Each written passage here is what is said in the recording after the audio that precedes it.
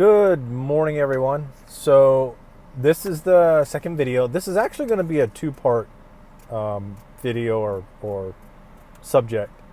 And like I said, the one of the most important things to understand is who you really are. Once you understand who you really are, then it becomes simple to believe in the possibility for you to design the life that you have. Without that, it becomes increasingly difficult to believe that you can do what many of us out here in this community say that you can do. All right? So, to start off, just to let you know, I am going to be quoting some Bible verses. So for those of you that are allergic to that, you might want to check out. But I would suggest that you actually listen to it because this is not in a religious context at all. I have said before in many of our private videos on our Facebook group that the Bible is nothing but an instruction manual for us to be able to live the abundant life that we were created to live. And so the notion that we are to suffer, that we are to work hard and stuff is all man-made. And so we need to understand that we are here to live life and to live it abundantly. And so that's what we're here to do. That's what everybody here is for the most part, is here to help everyone understand that. So, so important to understand who we really are. But to do that, we really need to go to the beginning. So here's the start of the Bible quotes. So again, it's not religious. It's not in a religious context. I will use the word God, but you can substitute that for infinite intelligence. You can substitute it for source. As a matter of fact, one of my favorites affirmations is "I am source and there is no other." That source is God. So infinite intelligence, the unified matrix, the whatever the all, whatever the universe. Some people say universe. I mean, you've in other private videos, you'll hear me say universe. So, anyway, so let's go. I got my notes and stuff because I don't want to miss anything for you in this. So let's go to some of these quotes from the Bible. The first one actually is Luke 17:21. The kingdom of God is within you. So here's the big thing. There is a quote in the Bible, I believe it's in John, where the quote says, "Do you not know that?" Well, there's a lot of them that say that God is among us. The problem with that is that word in the original language that it was first written in, that word used in that context actually means within, not among. And so this is where a lot of people get kind of bent out of shape in the religious world when we say that we are God or God is within us and stuff. And there's over 100 verses in the Bible that talks about the fact that God is within us. But that one, that God is among us, is a biggie. So just understand that God is within us. Neville talks about this as well, and we will get into that. But anyway, so here's some Bible verses that kind of go with that to help us understand exactly who we are. Again, Luke 17:21. For indeed the kingdom of God is within you. Neville talks about this in the fact that that Christ is our imagination. God is within everything. So God is everything. God is within everything. Source is everything. Source is within everything. So you'll hear me pound that into you time and time and time again until you finally relent and go, okay, Anthony, I understand. 2 Corinthians 6:16, for you are the living temple of the living God, as God had said, I will dwell in them. This is where source communicates to us that whatever that essence of power is that created everything, will dwell within us. Not around us, not among us, not standing next to us, in us. Neville Goddard talks about the fact that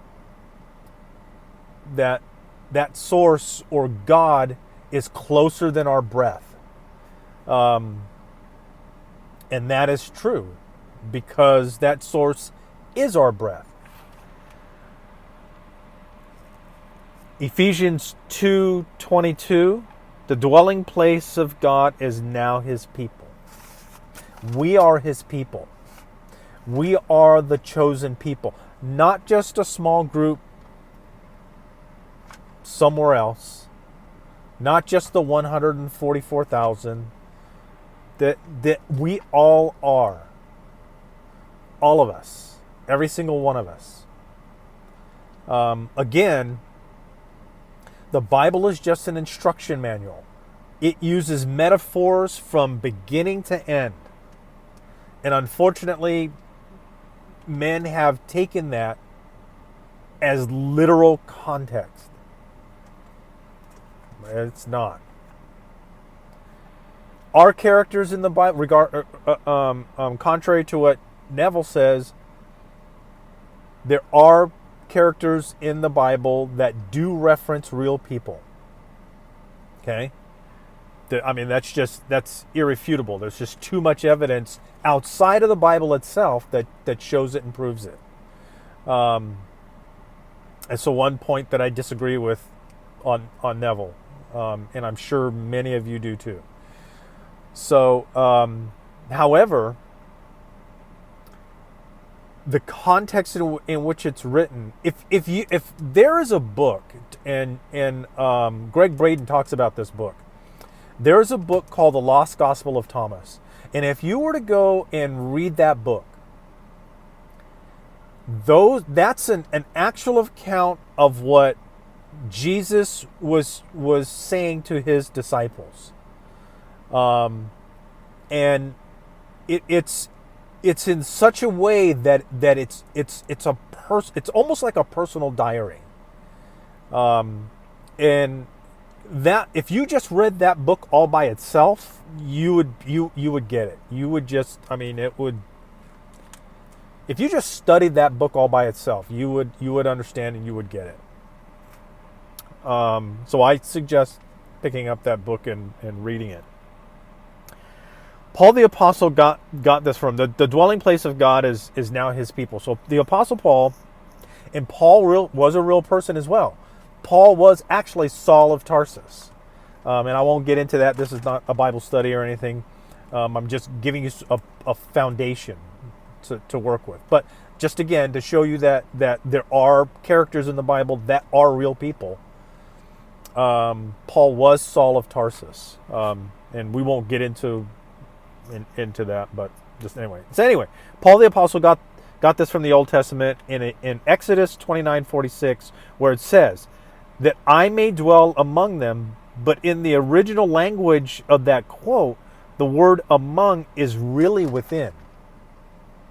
That's that one quote that I was talking about. It's in other places as well, but this is the one that I was talking about. That word among actually means within, which is and because of that, this is why Paul stated that God lives in us and not just among us. Okay? So that's important to understand. We've got to understand that we are God. God is living in us. That power that created everything, that created the entire universe, that created everything, is within us. Okay? So now, let's go in. So again, that intelligence that created everything did so by becoming everything. Okay? Science is starting to prove that there's an intelligent energy that everything is made up of. The table that you're looking at, the chair that you're sitting in, this car that I'm sitting in, all of it is made up of this energy that is intelligent. Okay? And a lot of that intelligence was proved by something called the observer effect. And that's for another video. So that everything, it's not like a deity was sitting around and decided to go out. And this is me from my notes that I put on. There's not like there was a deity out there that decided to go around, go to his garage, pick up a bunch of material and stuff, and start making everything. No, this energy that was there, which is pure consciousness. Consciousness was there. Then decided just to become everything that we see and know by the use of this energy. Okay, and we'll get into physics at some other point as to how that works. So instead, in a way that we can't fully understand, we don't know exactly how this all comes about. We don't know the intricacies of it all. We just know that it does. Even physics, the more these guys dig, the more these scientists digs into quantum physics, the more questions they have about quantum physics. It just keeps getting deeper and deeper and deeper, and I believe it's because it's not for us as 3D humans in our logical mind, that left brain side of us, to know.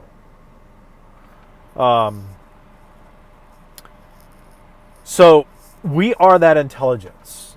However, we have that intelligence created us, just like it created everything else. But the one difference that intelligence imbued upon us was the power of awareness.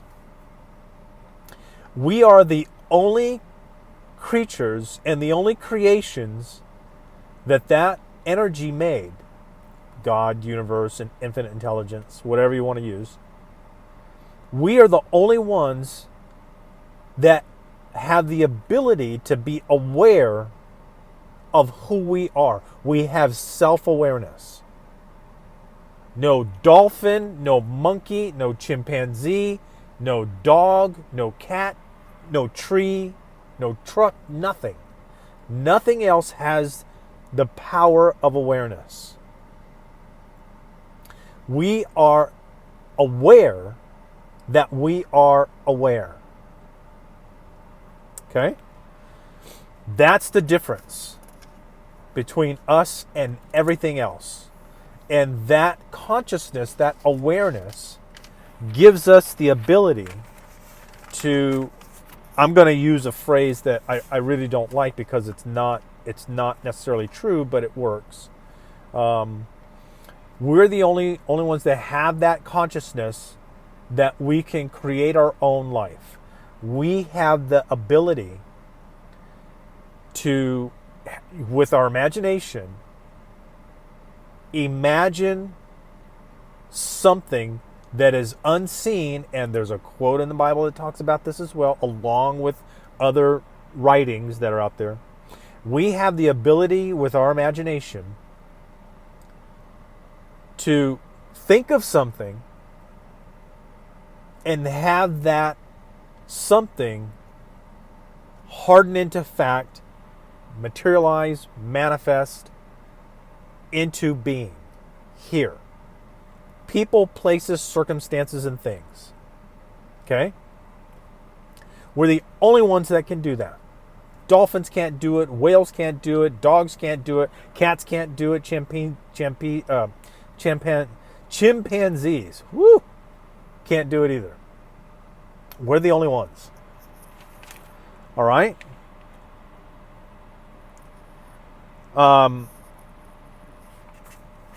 It's important to understand that there is nothing. If there is nothing, here's something. Even people that don't believe in religion, don't believe in God, and whatnot, find themselves in the time of need of praying to something. They don't give up because there's something inside of us. There's that soul inside of us that has the preservation of life. And that preservation of life is that God, that source, that all, that energy that is all loving and that is all living. It doesn't ever go away. We have that preservation of life. And so we'll find times where we're in need of something, and then we'll look up and say, God, help me.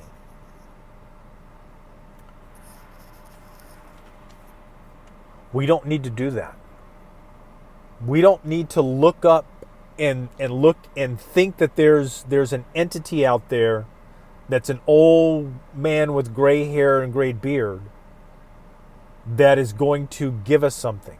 There's nothing up there that's judging us.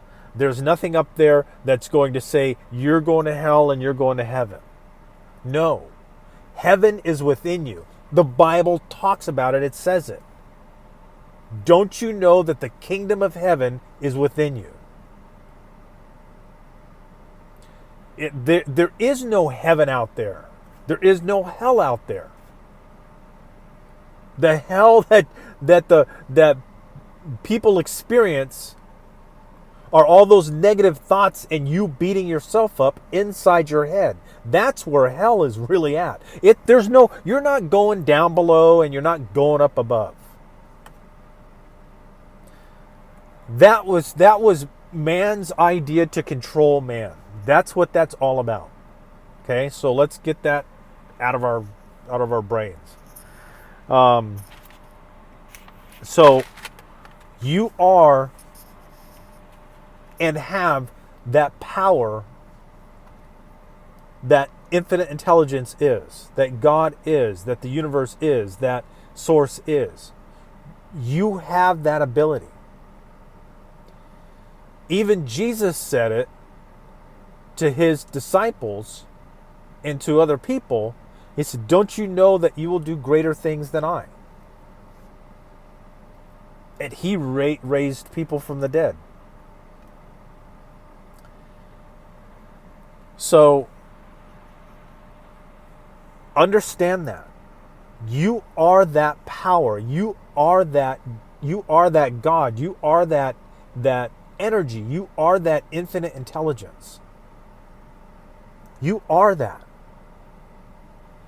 That infinite intelligence created us so that it could experience life itself as a human.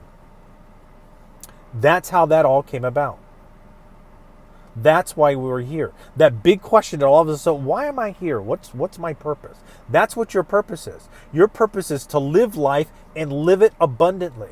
Your purpose is not to scrape by and then at the end of the week you don't have any money left, but you still have 2 bills that came in 2 weeks ago. That's not why you're here. You're here to experience life and experience it more abundantly. Plain and simple, that's just what it is. All right? So, folks, that's going to conclude it today. I'm already at 19 minutes, almost at 20 minutes. I wanted to stay at 15. If you are excited about what you're hearing at this point, please like and subscribe and wait for part number 2. I believe I'll have that up at the end of the week. We'll see. But anyway, thanks. And remember, you've got this.